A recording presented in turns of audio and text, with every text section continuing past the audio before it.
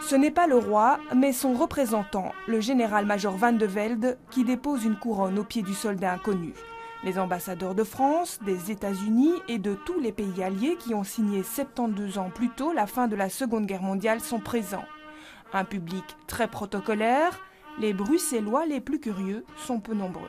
C'est une date à laquelle on n'y pense pas vraiment en fait, je pense. J'ai l'impression qu'il y a beaucoup de gens qui ont un peu oublié de cette date, alors que c'est vrai que c'est important quand même pour notre histoire. Vous savez ce qui se passe? Non, pas du tout, nous on est touristes. Vous venez d'où?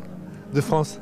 Le 8 mai 1945, c'est pas une date importante? Ah oui, oui, pour nous aussi, oui, non, on s'imagine, ouais. Et pourtant, en France, aux Pays-Bas et même aux États-Unis, la fin de la Seconde Guerre mondiale est célébrée par un jour férié, plus chez nous depuis plus de 40 ans.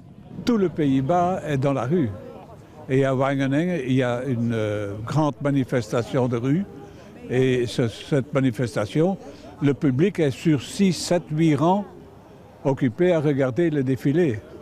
Ici, maintenant, on passe quasi inconnu. Ça vous chagrine un peu? Oui, mais enfin, c'est un peu dans la mentalité du Belge. Il se réveille que quand il y a du danger. La présence de quelques jeunes issus d'une école par province permet à nos anciens combattants de se sentir malgré tout un peu moins seuls. Il a commencé la guerre assez tôt, assez jeune, à 13 ans.